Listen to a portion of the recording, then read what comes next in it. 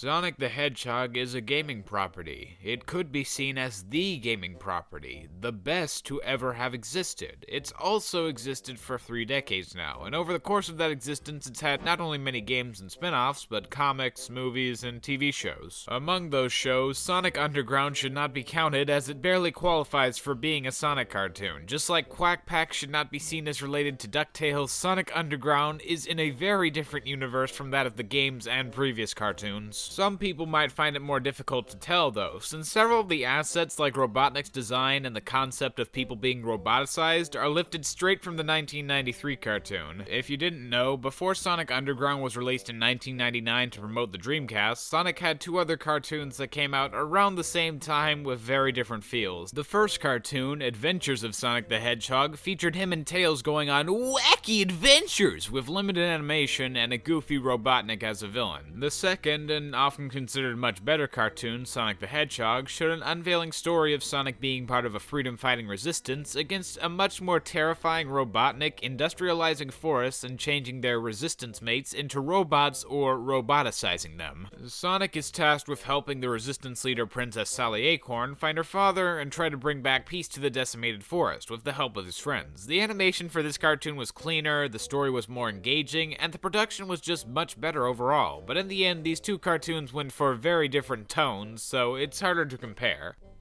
But the second is objectively much better. I don't think people will hate me for that opinion. Now here's the fucky bit. Let's say you're Sega 6 years later and you want another cartoon for your upcoming system. Who do you choose to make the next cartoon? The one who made the objectively worse cartoon that got much worse reviews and not as many people liked. But they still want the story aspects from the second show, so they take elements from that show and they make something that might as well not have to do with Sonic to begin with. Doesn't that sound fun? No.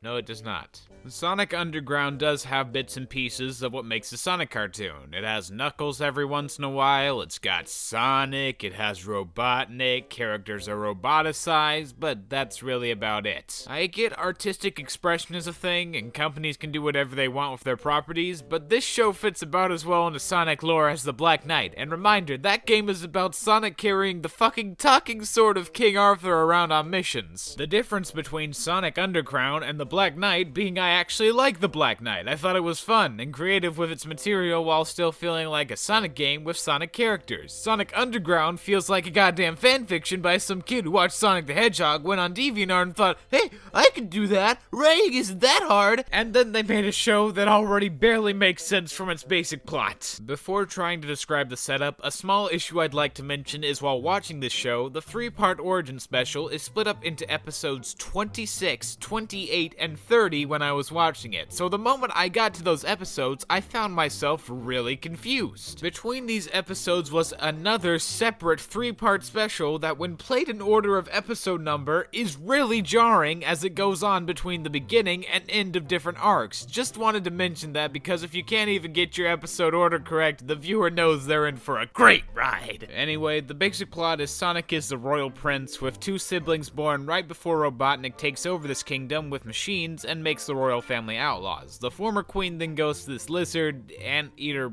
prophet guy who says she needs to give away her children for the prophecy to be fulfilled, where the 4 hedgehogs become a council that beats Robotnik. Already there's a problem here. Why do they need to split up? If anything, you'd want them to stay close together so they have the power of the resistance and others behind them. Even though throughout the series we never actually get to see the resistance, we see like 1 or 2 members and the constant reference to it. You could say they're more likely to be captured together if they stay. In that case, why not give them to this Oracle guy so he can train them to be ready and know of each other's existence before they're 15. He's shown throughout the series to be really powerful and hard to find, so why not that? Someone could then say Robotnik would look for the Oracle since he's close to the Queen, but not only is this Oracle hard to find, but when Robotnik sees Sonic for the first time, he's in disbelief the Queen's children are still out there, meaning he didn't even try to look before. Oh no! Queen Alina's brats are still out there.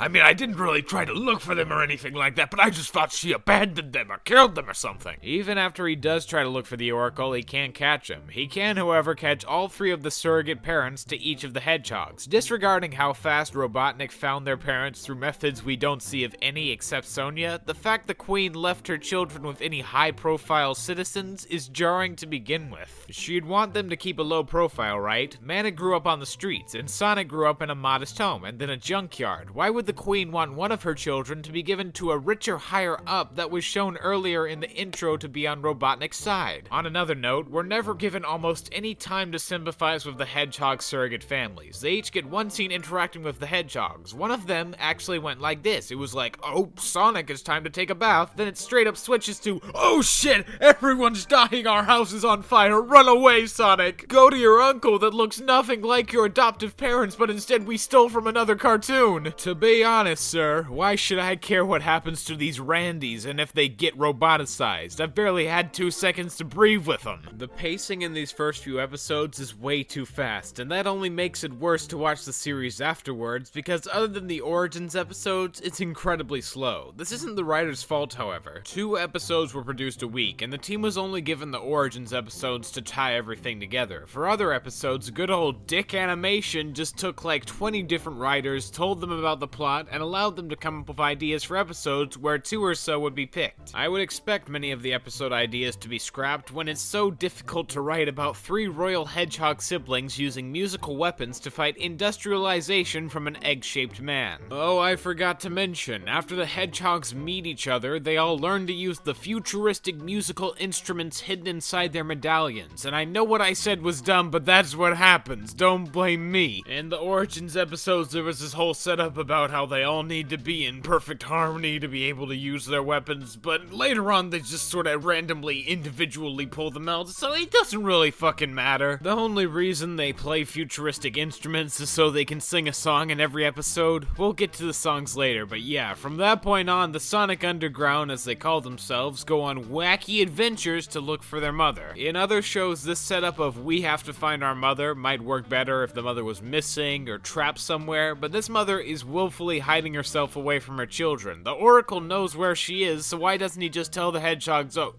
you're not ready. You need to get stronger before you reunite with your mother. Even though after the Origins episode you barely can see them train for anything. The show's plot is just a mess. Sometimes they run into Knuckles, a few episodes have to do with a single Chaos Emerald that does stuff it normally wouldn't in the games. That's all you really get to see from the source material. No use of rings, no tails, no 7 Chaos Emeralds, no Metal Sonic, though he'd be perfect for this, no Super Sonic as far as I can tell, all bullshit. Getting into characters, there's obviously Sonic. He's about the same as he's always been, the cool dude with attitude, but in this case, no character depth whatsoever. He's as surface level as they come, just like his siblings, Sonya and Manic. And before you ask, of course, they're all voiced by the same guy, Urkel from Family Matters. Yes, even the girl. My favorite part of their designs is that they're copies of Sonic's design with some clothes, a color swap, and either a tuft of hair or crabgrass on their heads to distinguish them. Their personalities feel rather DA level too. People rag on Shadow for looking edgy sometimes, but he and Silver both have their own quill patterns, some fluff on their chest or neck, their own styling for their gloves and shoes. You can tell the artist put a lot into distinguishing them from Sonic. They also have their own deep, sympathetic backstories we learn about in the games. What do these characters have? Well,